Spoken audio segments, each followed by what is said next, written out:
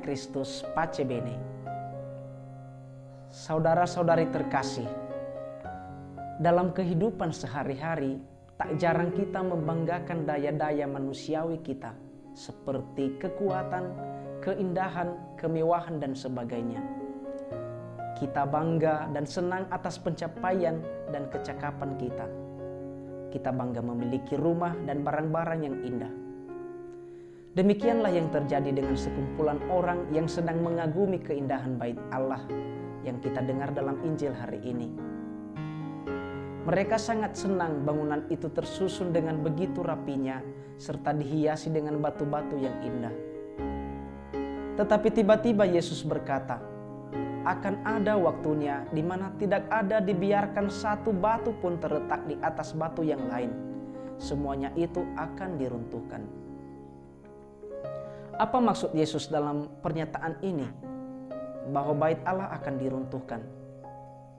Yesus mau menyadarkan orang-orang itu supaya menyadari bahwa pada suatu saat bait Allah buatan tangan manusia akan diruntuhkan. Dan jelas perkataan Yesus ini terbukti ketika pada tahun 70 Masehi Yerusalem dihancurkan oleh orang-orang Romawi. Lebih daripada itu, perkataan Yesus ini mengisyaratkan pada kehidupan manusia yang akan berubah dan berakhir.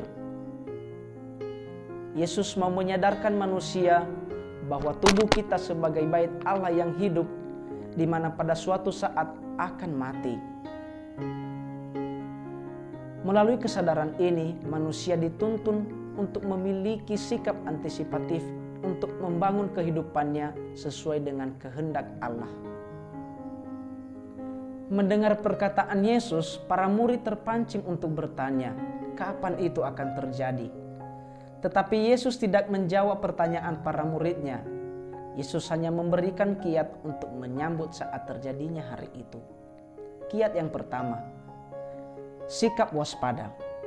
Ia berkata, waspadalah supaya kamu jangan disesatkan. Terutama dengan hadirnya nabi-nabi palsu yang mengaku diri sebagai Yesus. Kedua, sebelum itu terjadi akan terjadi kaos, kekacauan di mana-mana.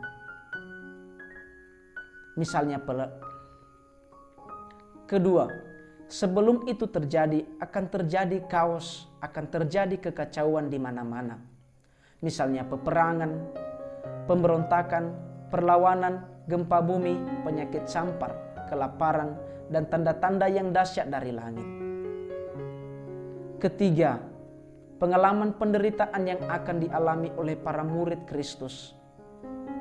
Mereka akan ditangkap, dianiaya, dipenjara, dihadapkan kepada penguasa untuk diadili. Kiat yang keempat yang dapat kita lihat dalam Injil hari ini yang dibagikan Yesus kepada para muridnya. Para murid akan diserahkan oleh orang tua dan saudara-saudari, bahkan ada yang dibunuh, dibenci karena nama Yesus. Saudara-saudari terkasih, segala gambaran yang disampaikan Yesus dalam Injil hari ini adalah bentuk pesan tentang apa yang terjadi sebelum akhir zaman. Dengan gambaran ini, Yesus mau mengatakan bahwa akan ada akhir zaman. Tetapi tiada satupun orang tahu kapan hari itu akan terjadi. Gambaran akhir zaman ini memang menakutkan karena digambarkan sebagai hari yang menyala seperti perapian, di mana semua orang fasik akan dilenyapkan seperti jerami. Sebaliknya orang-orang yang takut akan Tuhan akan memperoleh sukacita abadi di surga. Sebagaimana kita dengar dalam bacaan pertama.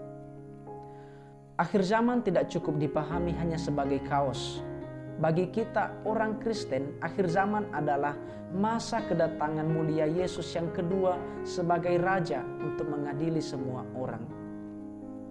Maka bacaan hari ini menghantar kita pada tema perayaan minggu depan. Kapan akhir zaman akan terjadi? Tiada satu orang pun yang tahu. Waktu itu akan datang seperti pencuri. Tetapi Yesus berpesan supaya sebelum hari itu datang, hendaklah kita bertekun dan berjaga dalam doa. Rasul Paulus dalam bacaan kedua menambahkan supaya kita setia melayani Allah dan melayani sesama. Banyak hal akan terjadi dalam hidup kita yang tidak kita duga akan terjadi. Bencana dan derita terjadi tanpa disangka-sangka. Saudara-saudari terkasih, bacaan hari ini mengingatkan kita akan beberapa hal. Pertama, menyadari bahwa segala sesuatu yang duniawi akan mengalami perubahan dan akan berakhir, akan mati. Kita menyadari bahwa hidup kita di dunia tidak abadi. Segala yang cantik, indah akan pudar pada waktunya. Segala yang kuat akan melemah pada waktunya.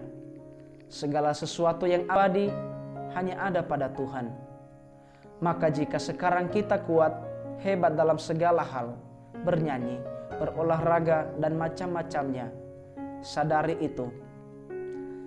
Itu semua berkat kemurahan Tuhan yang sewaktu-waktu akan hilang. Kedua, hidup di dunia ini tidak terlepas dari penderitaan, karena penderitaan adalah kodrat manusia yang terbatas. Penderitaan kita di dunia tidak dapat kita hanguskan. Penderitaan hanya bisa dihadapi dengan kasih, yakni menyadari bahwa kita manusia yang terbatas. Yang ketiga, meskipun banyak penderitaan di dalam dunia ini, Tuhan akan membantu kita dalam menghadapi penderitaan.